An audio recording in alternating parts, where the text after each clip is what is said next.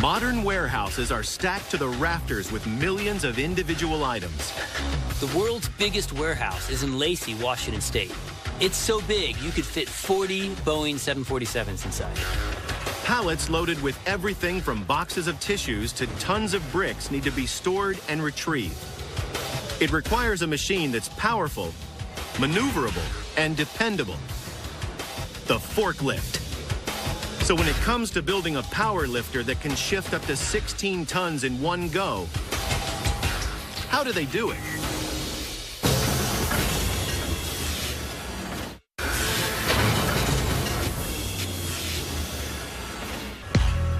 Invented in the U.S. in 1923, the forklift wasn't widely used until the standard pallet was introduced in the 1930s. But it really took off under more dramatic circumstances.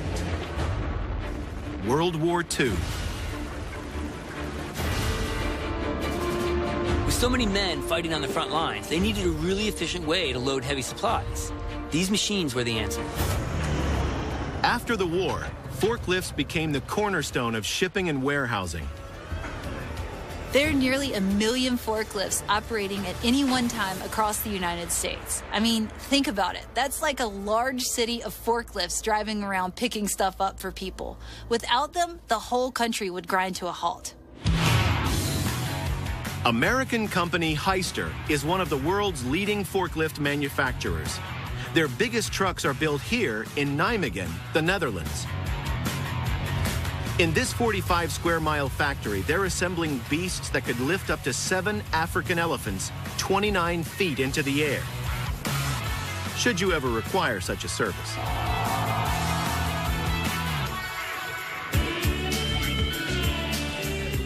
Vehicles that strong need a sturdy base, and that starts with 2 monster axles. The drive axle of today's truck tips the scales at nearly 2,000 pounds.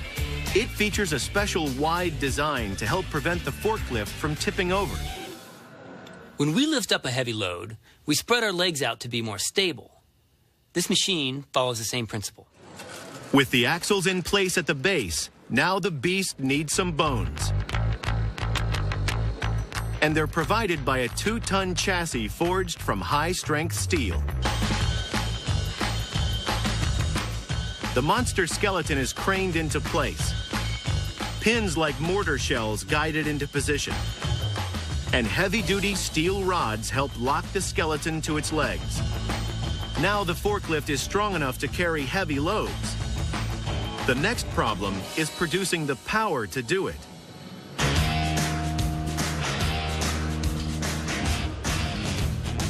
Engineer Henri Teunissen has just the thing. A 6.7-liter diesel engine.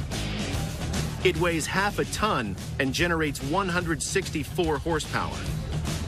These are tough engines. They have to do a tough job. With its engine and super chassis, the forklift has the power and strength it needs to move huge loads. The next challenge is to ensure it can do it without falling over. So for maximum stability and maneuverability, they attach 6 wheels, 2 at the back and 4 at the front. The twin set at the front adds stability. But check out the fancy footwork on the ones at the back. These can pivot 75 degrees.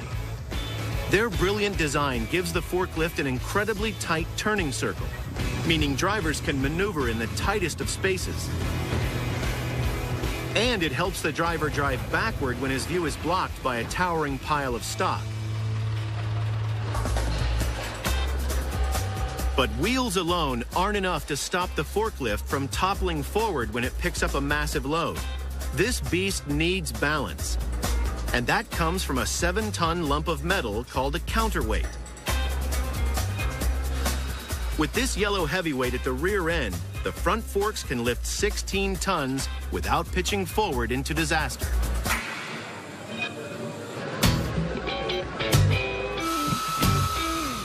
With the cab in place and controls installed inside, this forklift is missing its last and most important element, its fork.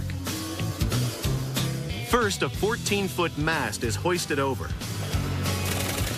Once the mast is attached, 2 cylinders hidden inside will raise the fork and anything you put on it, while another pair of cylinders tilt the fork. Both sets of cylinders are connected to oil-filled hoses, and they're both powered by the magic of hydraulics.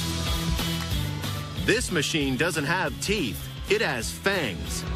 2 of them painted blood red. And with the fork finally fitted, she's ready to roll.